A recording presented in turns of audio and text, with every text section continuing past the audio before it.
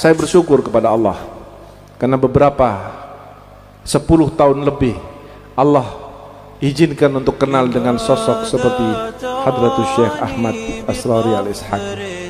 Saya bangga, saya bersyukur kepada Allah karena dalam perjalanan itu ada hal-hal yang bisa saya ceritakan dan juga ada yang tidak bisa saya ceritakan. Tetapi setidaknya saya mendapatkan satu pengganti dari kerinduan saya karena saya jauh secara fisik dengan guru saya Al-Habib Umar bin Habib.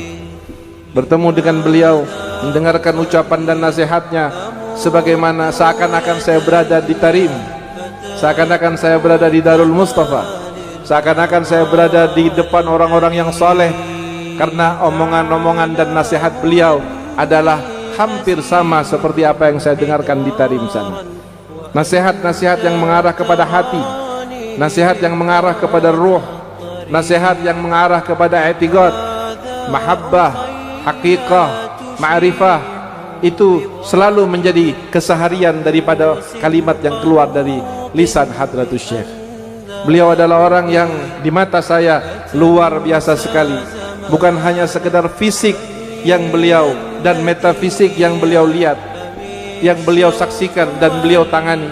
Saudara yang dirahmati oleh Allah, pernah satu malam ketika saya selesai menghadiri satu acara di Kedinding, saya tidur di dalam di atas.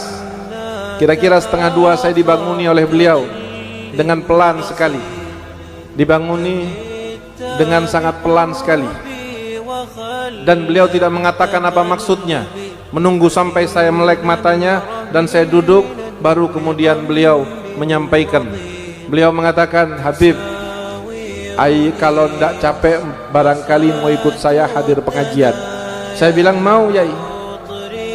Tidak usah mandi, tidak usah pakai sorban dan jubah, cukup wudu saja, nanti turun ke bawah. Saya masuk ke kamar mandi wudu, lalu memakai baju, lalu saya turun ke bawah bersama beliau. Di depan ruangan kaca yang besar di dalam itu sudah ada 3 kursi. Satu kursi sudah ada Bang Nur yang duduk. Mungkin banyak yang kenal dengan Bang Nur, almarhum, salah seorang yang sebelum masuk Islam dia telah bermimpi melihat sosok guru kita Hadratus Syekh Kiai Ahmad Asrari. Lalu kemudian dia dari non muslim, maka kemudian wajah itu selalu membayanginya dan dia mencari wajah itu dari tempat ke tempat, dari tempat ke tempat, sampai kemudian Allah pertemukan Bang Nur rahimahullahu ta'ala dengan Hadratus Syekh Ahmad Asrari rahmatullah alaih. Pada malam itu pengajiannya, ketika saya turun saya heran, pengajian ini kok tidak ada orangnya, kursinya hanya 3, tempatnya di halaman, tidak ada karpetnya.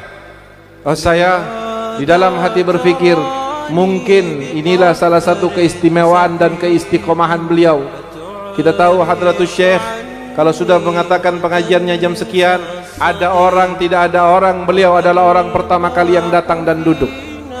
Dan beliau akan mulai ada orang atau tidak ada orang. Tapi di situ saya menemukan jawaban. Ternyata saudara, kalau toh majlis belum ada orang, lalu kemudian belum beliau memulai, bukan berarti tidak ada yang hadir di majlis itu.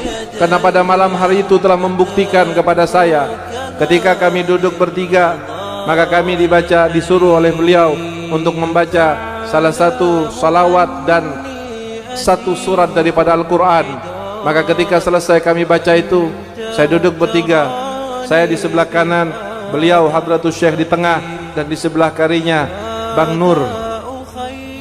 Maka ketika dengan tiba-tiba saudara, halaman yang luas itu, yang kemudian ada pagar di sebelah kanan, di belakang ada pagar, di depan itu ada pagar, dan di sebelah kanannya ada musola kecil, musola dalam yang biasa beliau salat di situ, dan saya pernah salat Jumat bersama beliau.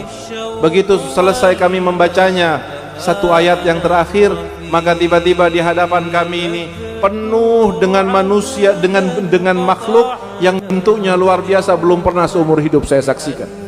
Ada yang kepalanya besar, badannya seperti jempol. Ada yang badan dan kepalanya sedang, tetapi telinganya sampai ke tanah, saking panjangnya. Ada yang bentuknya normal tetapi telinganya besar seperti gajah. Ada yang matanya kecil tetapi ada yang kepalanya kecil matanya besar. Ada yang pakai anting, ada yang pakai gelang, ada yang pakai tanduk. Semuanya berada mulai di hadapan ini sampai di pagar-pagar itu berdiri orang banyak sekali. Makhluk itu banyak sekali. Saya kaget, tetapi saya tidak bertanya pada saat itu. Beliau tidak mengucapkan satu kata pun yang didengar oleh telinga. Tetapi itu makhluk-makhluk itu sesekali bersalawat Allahumma sholli alaih, sesekali mengatakan la ilaha illallah, sesekali mengatakan amin amin. Padahal saya tidak melihat Hadratus Syekh berbicara sepatah kata pun. Dan saya kemudian meyakini bahwa ada bahasa yang dipergunakan oleh beliau untuk berdialog dengan makhluk-makhluk Allah selain daripada jenis manusia. Dan setelahnya saya bertanya, siapakah mereka Yai? Beliau mengatakan, itu santri-santri Al-Khidmah dan Al-Fitrah dari bangsa jin. Kesalahan kita yang terbesar sebagai jamaah Tariqah dan Al-Khidmah atau santri Al-Fitrah ketika kita membiarkan jin lebih mencintai dan menghormati beliau daripada kita sebagai manusia. Oleh karena itu, saudara yang dirahmati oleh Allah, hilangnya, wafatnya beliau bukan berarti telah hilang semua apa yang kita pernah dapati dari beliau.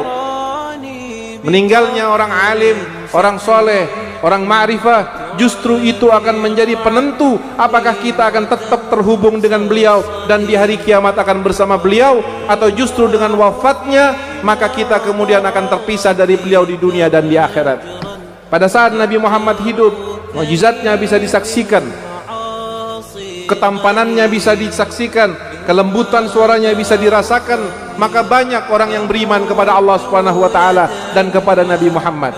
Tetapi setelah Nabi Muhammad wafat, apa yang terjadi saudara? Orang-orang yang dipilih oleh Allah di dunia dan di akhirat akan bersama dengan Nabi Muhammad, kokoh imannya, tetap i'tiqadnya, besar mahabbahnya. Tetapi orang-orang yang ditakdirkan oleh Allah untuk putus dengan Nabi Muhammad, tidak nyambung dengan Nabi Muhammad, setelah Nabi Muhammad wafat, apa yang terjadi kepada mereka? Lalu murtadlah mereka dan meninggalkan Nabi Muhammad SAW. Na'udzubillahi min dzalik. Mudah-mudahan kita dengan i'tiqad yang pernah diajarkan oleh guru-guru kita, atau diajarkan oleh guru-guru yang pernah belajar kepada beliau sebagai maha guru kita, Allah Subhanahu wa taala akan menjadikan basirah dan hati kita sebagai hati yang tenang, hati yang dapat melihat, batin yang cerah dan terang, sebagaimana cermin yang ketika tanpa dosa, tanpa noda, dia akan mampu melihat apa yang ada di belakangnya. Hadirin yang dirahmati oleh Allah,